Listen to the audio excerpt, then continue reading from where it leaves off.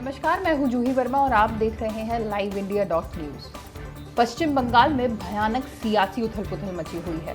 कुछ विधायक, कुछ मंत्री मौजूदा मुख्यमंत्री ममता बनर्जी से खासे नाराज बताए जा रहे हैं और अब ये नाराजगी सतह पर आने लगी है, दिखाई देने लगी है। पर ये नाराजगी आखिर है क्यों?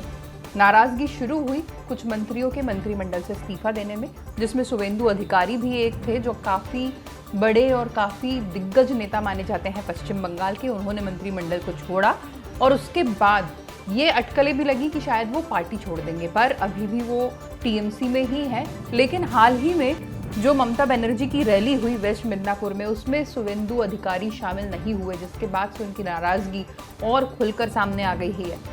सिर्फ शुवेंदु अधिकारी ही एक ऐसे मंत्री या टीएमसी के विधायक या नेता नहीं है जो इस वक्त अपनी पार्टी से नाराज चल रहे हैं। एक लंबी लिस्ट है ऐसे नेताओं की, ऐसे विधायकों की और मंत्रियों की जो ममता बनर्जी के एक फैसले से काफी नाराज हैं। और ये फैसला माना जा रहा है पश्चिम बंगाल में चुनाव की जिम्मेदारी प्रशांत किशोर की कंपनी को और प्रशांत किशोर को सौंपना। बहुत खुलकर विरोध सामने आया है।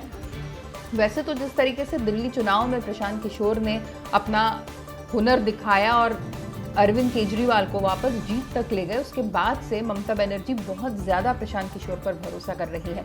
जिस तरीके से उन्होंने अरविंद केजरीवाल को ये समझाइश दी थी कि उन पर चाहे कितने भी विरोध हों, उनके खिलाफ कितनी भी टिप्पणियां हों, अरविंद केजरीवाल को शांत रहना है, हर मुद्दे पर बोलना है, लेकिन नरेंद्र मोदी और उनसे जुड़ी किसी भी नीति, नियम या कानून की बात नहीं करना है, विरोध नहीं करना है। अरविंद केजरीवाल इसी लाइन पर चले।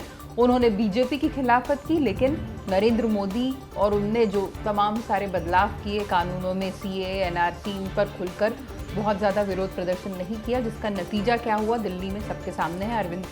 अरविंद केजरीवाल वापस कुर्सी पर काबिज हैं। अब यही सीख ममता बनर्जी को दी गई है।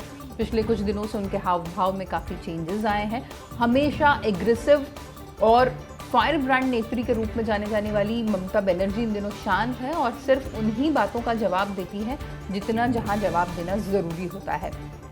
यहाँ तक ठीक था, जो बदलाव ममता बनर्जी की पॉलिटिकल लैंग्वेज में हुए वो सब ठीक था, लेकिन जब बदलाव पार्टी लेवल पे होना शुरू हुए तो टीएमसी में उथल पुथल मची, बगावत शुरू हुई और अब नेता खुलकर प्रशांत किशोर के विरोध में आ गए हैं। टीएमसी के विधायक हैं नियामत शेख, जिन्होंने हाल ही में कहा है कि क्या हमें प्रशांत किशोर से राजनीति सीखने की जरूरत है? अगर पश्चिम बंगाल में तृणमूल कांग्रेस को झटका लगता है तो इसके लिए सिर्फ प्रशांत किशोर ही जिम्मेदार होंगे। इसके अलावा भी नियामत शेख ने काफी कुछ बातें की है और सीधे सीधे कहा है कि सारी परेशानियों की जड़ प्रशांत किशोर है।